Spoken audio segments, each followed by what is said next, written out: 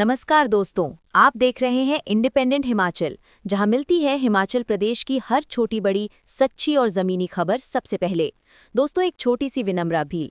हमारे बहुत से दर्शक वीडियो तो पूरा देखते हैं, लेकिन चैनल को सब्सक्राइब नहीं करते। अगर आपको हमारी खबरें पसंद आती हैं तो कृपया अभी सब्सक्राइब करें, वीडियो को लाइक करें और अपने दोस्तों के साथ शेयर ज़रूर करें।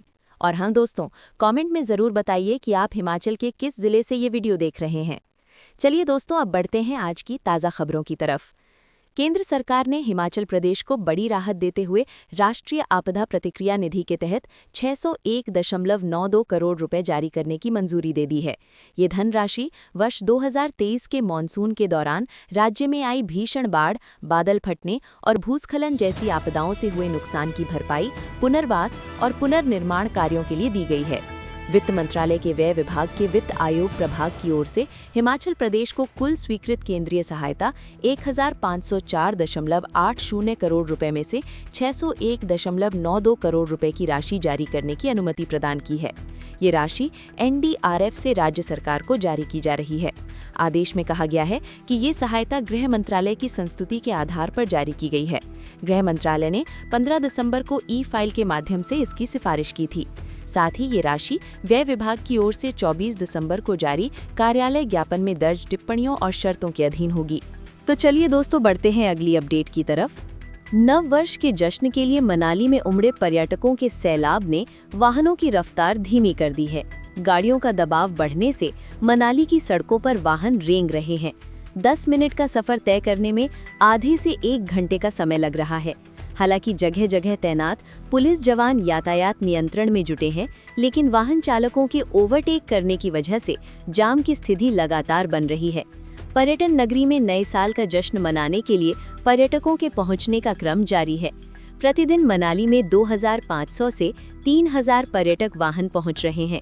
इसके अलावा 150 से अधिक वॉल्वो बसों में भी पर्यटक मनाली का रुख कर रहे हैं। तो चलिए दोस्तों, बढ़ते हैं अगली अपडेट की तरफ।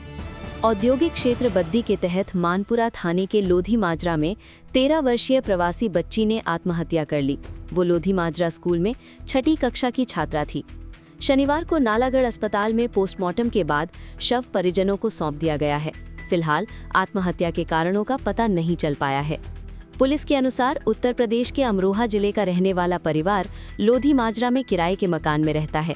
शुक्रवार को बच्ची स्कूल से घर लौटी। उस समय उसके माता पिता अपने काम पर कंपनी में गए थे। इसी बीच बच्ची ने पंखे की कुंडी से फंदा लगा लिया। घटना के समय बच्ची का छोटा भाई भी घर पर था, जो स्कूल से आने के बाद खेलने चला गया था। शाम को जब वो वापस कमरे में आया तो बहन को फंदे से लटका देख उसके होश उड़ गए। तो चलिए दोस्तों, बढ़ते हैं अगली अपडेट की तरफ। C2 से संबद्ध एम्बुलेंस कर्मचारी यूनियन ने शनिवार को मंडी शहर में शव यात्रा निकाली। मंडी के चौहटा में पुतला दहन के दौरान एक एम्बुलेंस कर्मी ने खुद पर डीजल छिड़क लिया और आत्मदाह का प्रयास किया। इस बीच हरकत में आए अन्य कर्मियों ने तुरंत उसे धक्का देकर हटाया और झुलसने से बचा लिया। इस दौरान एम्बुलेंस कर्मियों का जमकर गुस्सा फूटा। सत्ता के साथ विपक्षी दल को भी एम्बुलेंस कर्मियों ने घेरा, जोरदार नारेबाजी करते हुए अपने हक के लिए आवाज बुलंद की। बीते 25 दिसंबर 2025 को रात 8 बजे से शनिवार रात 12 बजे तक प्रस्तावित 2 दिवसीय हड़ताल के तहत मंडी जिला के 108 और 102 एम्बुलेंस कर्मचारी शनिवार को भी पूर्ण हड़ताल पर रहे। कर्मचारियों ने जिला मुख्यालय मंडी में एकत्र होकर जोरदार प्रदर्शन किया और शहर में शवयात्रा निकालकर अपनी मांगों को लेकर सरकार और प्रबंधन के प्रति विरोध दर्ज कराया। पुतला दहन के बीच एम्बुलेंस कर्मियों ने जमकर गुबार निकाला। तो चलिए दोस्तों, बढ़ते हैं अगली अपडेट की तरफ।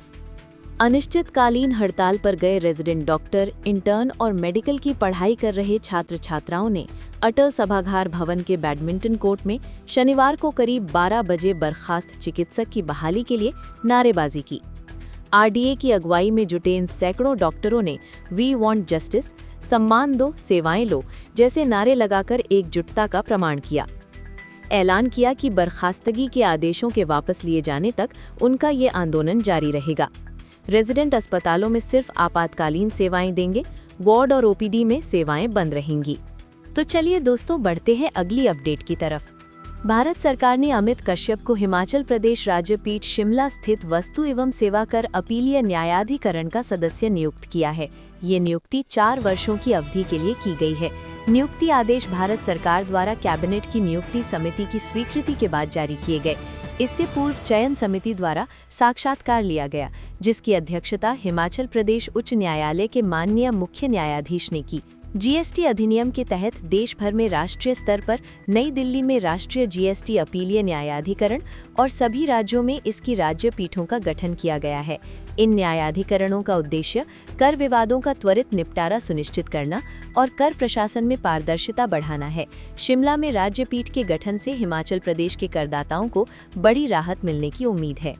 तो चलिए दोस्तों, बढ़ते हैं अगली अपडेट की तरफ। हिमाचल प्रदेश को वर्ष 2027 तक आत्मनिर्भर बनाने के संकल्प को धरातल पर उतारते हुए मुख्यमंत्री सुखविंदर सिंह सुक्खू ने एक ऐतिहासिक ग्रीन टू गोल्ड पहल की शुरुआत की है।